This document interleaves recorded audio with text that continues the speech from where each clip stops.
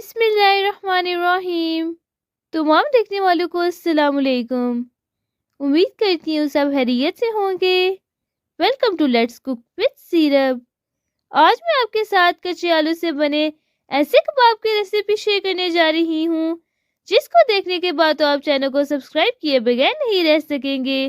तो चलिए इन मज़ेदार कबाब को बनाना शुरू करते हैं। On my channel, you will find cooking videos like biryani, karahi, samosa and many more things you want to make. तो कबाब बनाने के लिए तकरीबन 9 से 10 छोटे साइज के आलू ले लें और उनको अच्छे से वॉश करने के बाद उनके ऊपर से छिलका उतार लें। आलू के इन कबाब को हम आलू को बॉईल किए बगैर बनाएंगे और इनके ऊपर से छिलका उतारने के बाद उन्हें कद्दूकश कर लेंगे, जिसकी वजह से हमारे आलू के कबाब बहुत ही क्रिस्पी बनेंगे और ऐसे क्रिस्पी मज़ेदार कबाब जो चिकन कबाब को भी पीछे छोड़ दें। जितने कबाब आप बनाना चाहें उस हिसाब से आलू ले लें और उनके ऊपर से छिलका उतारने के बाद उन्हें बारीक कद्दूकश कर लें। तमाम आलू के ऊपर से छिलका उतारने के बाद उन्हें दोबारा से वॉश कर लें और इन्हें इस तरह से बारीक कद्दूकश कर लें। जितनी बारीकी से आप आलू को कद्दूकश करेंगे आपके आलू के कबाब उतने ही क्रिस्पी बनेंगे और बहुत ही आसानी से आप आलू के बने हुए इस मिक्सचर से कबाब की शक्ल तैयार कर लें। आलू के ये कबाब हम आलू को बॉईल किए बगैर बनाएंगे तो ये बहुत ही झटपट से बनके तैयार हो जाएंगे और ये कबाब बहुत ही मज़ेदार और क्रिस्पी बनते हैं। इस तरह से आलू को बारीक कद्दूकश करने के बाद आप कद्दूकश किए हुए आलू को आपने जिस बोल में डाला हो उसमें हस्बे ज़रूरत पानी डाल दें। बोल में पानी डालने के बाद आपने आलू को पानी में अच्छे से वॉश कर लेना है और इस तरह से हाथों की मदद से आपने आलू को पानी में से अच्छे से निचोड़ लेना है, या आप मलमल के कपड़े में आलू को डालकर इसके अंदर से पानी को अच्छे से निचोड़ सकते हैं। बस आपने इनके अंदर से पानी को अच्छे से ड्राई कर लेना है। इस तरह से आप देख सकते हैं कि आलू में से पानी काफ़ी हद तक निकल चुका है। आप कद्दूकश किए हुए आलू को किसी बड़े से बोल में डाल दें और इसमें ऐड कर दें 1 टेबलस्पून नमक, 1 tablespoon chilli flakes, half tablespoon काली मिर्च का पाउडर और 3 टेबलस्पून कॉर्नफ्लोर। आप कॉर्नफ्लोर की जगह चावल का आटा भी ऐड कर सकते हैं। इन दोनों चीज़ों की वजह से हमारे आलू के कबाब बहुत ही क्रिस्पी बनेंगे। आप इन तमाम इंग्रेडिएंट्स को अच्छे से मिक्स कर दें और अपने मज़ेदार आलू के कबाब को टूटने से बचाने के लिए और उनकी अच्छी रंगत के लिए इसमें ऐड कर दें 1 अदद अंडा और अंडे के साथ ही इसमें ऐड कर दें हाफ कप बेसन और 3 टेबलस्पून के करीब बारीक कटा हुआ हरा धनिया।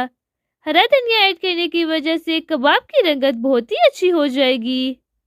अब इन तमाम चीज़ों को अच्छे से मिक्स कर दें और अपने मज़ेदार कबाब के लिए एक अच्छा सा मिक्सचर तैयार कर लें। आपको इसके अंदर पानी या तेल कोई भी चीज़ ऐड करने की ज़रूरत नहीं पड़ेगी, क्योंकि आलू के अंदर अपना पानी होता है, जिसकी वजह से ये मिक्सचर बनके तैयार हो जाएगा।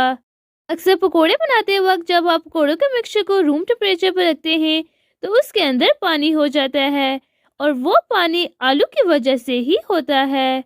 अल्हम्दुलिल्लाह हमारे कबाब का मिक्सचर बनके तैयार हो चुका है। अब जिस प्लेट में आपने कबाब को रखना हो उसे ऑयल से ग्रीस कर लें ताकि कबाब को फ्राई करते वक्त कबाब प्लेट के साथ ना चिपके रहें।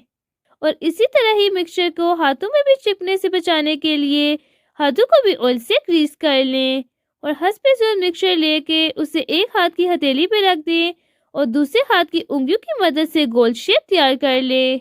इस तरह से बहुत ही इजीली आप कबाब की गोल शेप तैयार कर लेंगे और कबाब की शेप तैयार करने में आपको ज़रा भी मुश्किल नहीं होगी। आलू के इन कबाब को हम आलू को बॉईल किए बगैर बनाएंगे तो ये बहुत ही झटपट से बन के तैयार हो जाते हैं और ये कबाब चिकन कबाब के मुकाबले में बहुत ही कम बजट में बन के तैयार होते हैं।